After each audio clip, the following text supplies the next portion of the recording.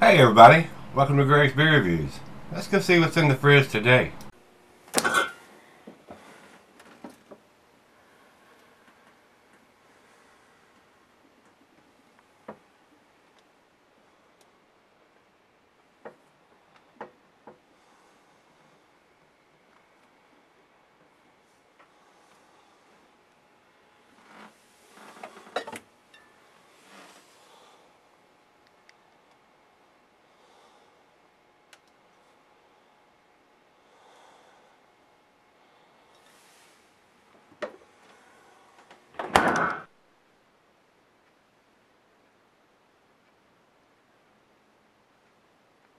Hey everybody, thanks for stopping by Gregsbeerreviews today. We got one that Andy has sent me. This is People's Brewing Moundbuilder IPA. And what this is, guys, let me read you the commercial description here. This is a 6.5% ABV beer. Actually, Rate Beer says it's 77 IBUs, but the note I got from Andy says it's 88 IBUs. And it doesn't have it. I didn't go to the website. It's got 88 here on the bottle, so their information is wrong again. They may have changed the recipe or whatever, but whatever the reason is, it's got 88 IBUs on the bottle, and that's what we're going to go with here, guys. According to them, also, it says it's a summertime release, and here we are, right at February or 1st of February, and if this was a summer release, this beer is going to be way past its prime. So we'll see. We'll get the cap off of it in just a second here and see what we got. It says an American style IPA. We use an American base malt with addition of caramel malt to give this now classic style a reddish hue. Moundbuilder includes an aggressive use of Columbus hops, which is high alpha hop with the full flavor profile, and Centennial hops. The beer is also dry hop with Amarillo, which is a citrusy hop with notes of orange and grapefruit. People's Moundbuilder IPA is a hoppy yet smooth American twist on the English IPA.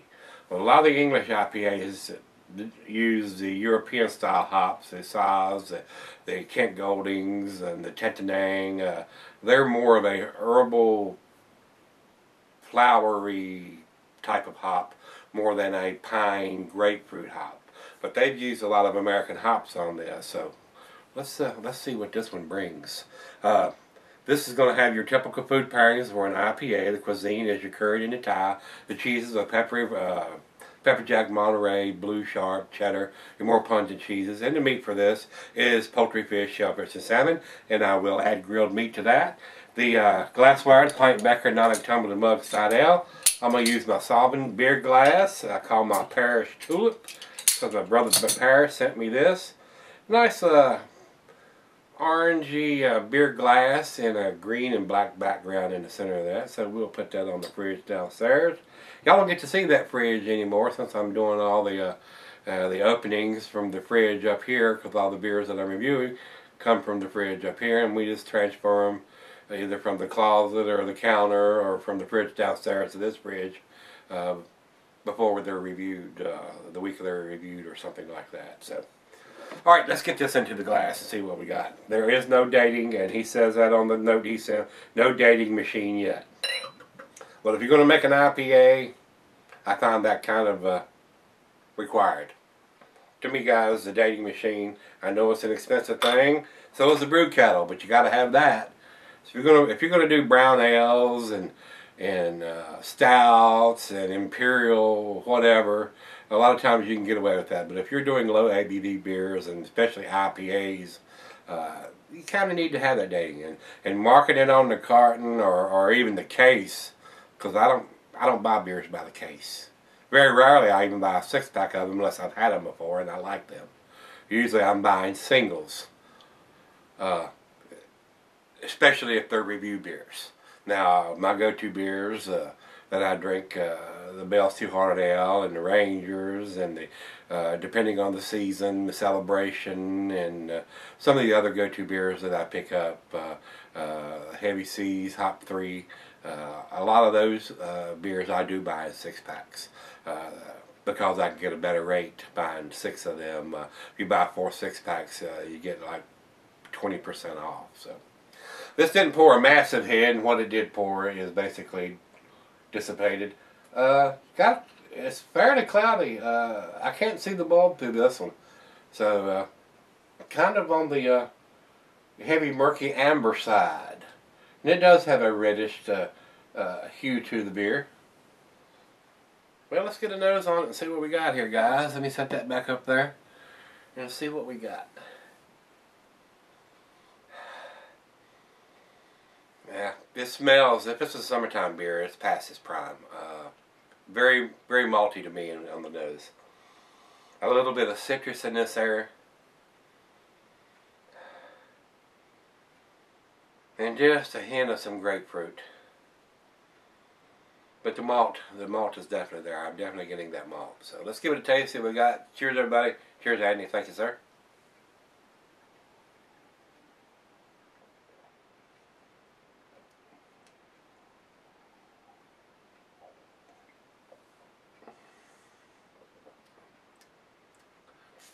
Yeah, I do think this beer is past its prime. It's kind of malty.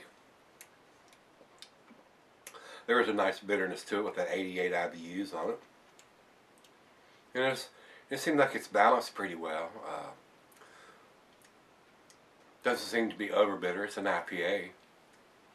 But it's 88 IBUs is pretty big numbers for a single IPA.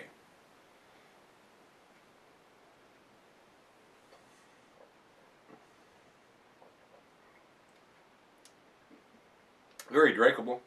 I'm not getting any of the alcohol. 6.5%. Kind of tasty, but I do think it's past its prime. Not sure of that. I mean, like I said, a lot of the English IPAs aren't really super hop forward, especially when they use the European style hops in them, because it doesn't have that in your face pine and grapefruit punch to them. So, not exactly sure. No date on the bottle, so let's let it warm up just a hair, not very much. And let her taste it, and then we'll come back and do the final chug on this one. Not overly impressed as of right now. Let's see where it ends up. Alright guys, I've been sipping on this probably about 30 minutes or so. Very malty beer. I'm getting caramel and some toffee. It does have a nice hot bite on the back end to me.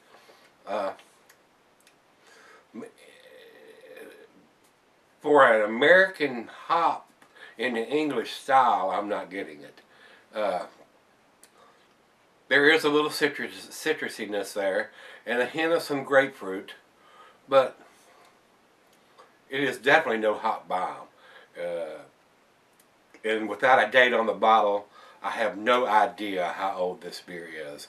And since they're saying here on Rate Beer that it is a summer seasonal, I would think this is probably last year's beer. Nobody is really doing a summer beer already. Being in January, you wouldn't be releasing, or even December, you wouldn't be releasing a summer seasonal yet. So I'm pretty sure this beer is probably at least six months old, or if not older. But without the date, how the hell are we supposed to fucking know? I do appreciate Andy. He actually picked me up a couple of these to try out, but like I said, without a date on it, he nor I nor anybody in the world except for the people at People's Brewing know when this beer was put out. And I've not seen this around here because it is not distributed here. Like I said, they are out of Lafayette, Indiana. So I'm glad I got to try it. Would like to see those guys step up to the plate and put a date on it so we know how old their damn beer is. To me, guys, this is a B-, and that's what I'm going to give it. It is it's a 5 as far as I'm concerned. I am going to do the final chug here, but it's not. If you're looking for an IPA, I would look a little further than here until they step up and get a dating machine, or you're right there in Lafayette, Indiana, and you're going to the brewery and getting the beer, or you see the truck back in and he's unloading the beer. I would let it sit. Final chug.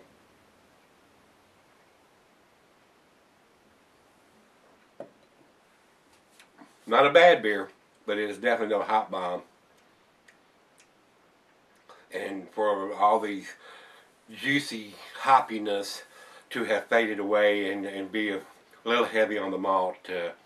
There's better selection. So I don't know how big this brewery is and whether they can, you know, either choose not to or can't afford to put a dating machine in.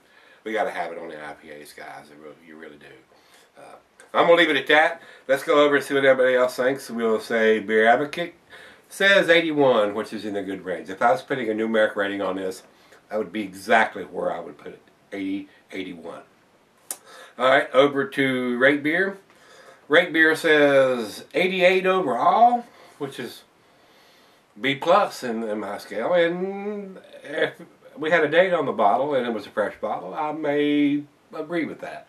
But without having the date and having no idea how old the beer is and tasting this beer, it's a little more malty than it is hoppy. So, and they have a 76 in this file, guys. So, it is what it is. But I do appreciate Andy taking the time to pick a couple of them up and send them to me. They just need to do the dating thing, the dating game. That's what they need to do. If they're going to be in the IPA business, the dating machine is as important as the damn brew kettle, in my opinion. So, step up to the plate or get the hell out of the kitchen. That's what I gotta say.